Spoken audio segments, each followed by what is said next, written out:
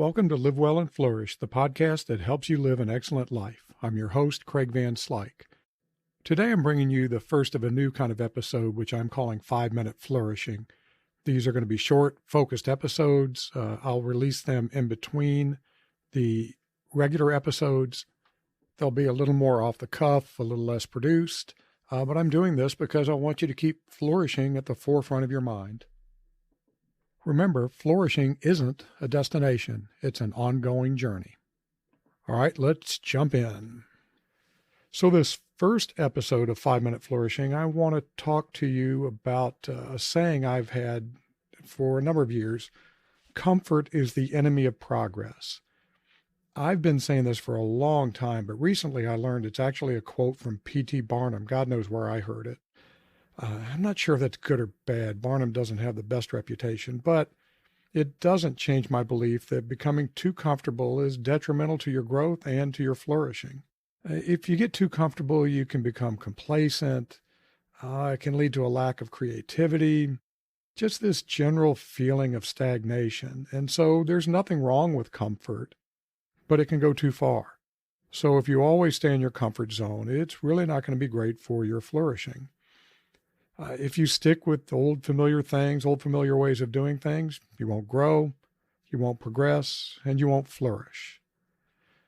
So it seems to me that we should kind of constantly challenge ourselves to try new activities, new ways of doing things, new ideas, new music, new art, new people, whatever.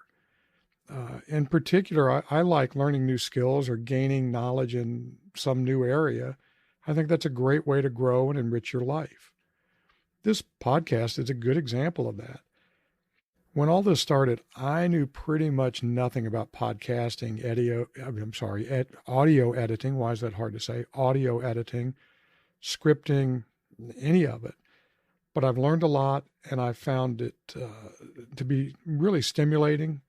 And in the process, I found a new way to live my purpose of helping others lead successful, meaningful lives. So in terms of getting out of your comfort zone, I think exposure to new ideas is especially important. We see things through our own eyes. If you change your perspective, you change your world. And so I think it's really good to try to find new ideas, new ways of viewing things. Challenge your existing beliefs and ideas. Yeah, this can be pretty uncomfortable, but it's really enriching in the long run. Think about it this way. If you never challenge your existing ideas, how do you know you're right? If you challenge them and you realize you're wrong, well, you've learned and you've grown. If it turns out you were right, well, then you can just hold that idea or that belief more confidently. So I want to give, in the spirit of full disclosure, a couple of warnings here. The first one is sometimes, and maybe even most of the time, the new thing won't work out and you'll return to the old and familiar thing. That's okay. But then you've kind of made a conscious choice. You tried something new, you like the old way better, so you went back to the old way. Okay. Maybe you try a new restaurant and it just turns out to be terrible. You explore a new idea that turns out to be complete crap. All right. Nothing wrong with that.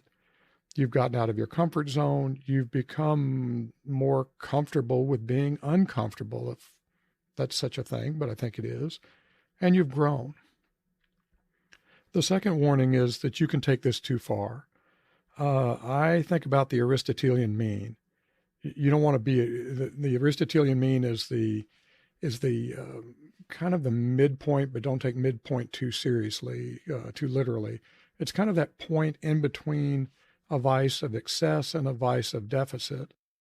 And you want to be somewhere in between those two. So being too comfortable is bad, but so is being too uncomfortable. You need to strike a balance. All right, that's it for this episode. I'd love to hear what you think of these shorter episodes. So please contact me. Let me know. The easiest way to do that is to go to livewellandflourish.com and use the contact button. All right, talk to you next time. Thank you.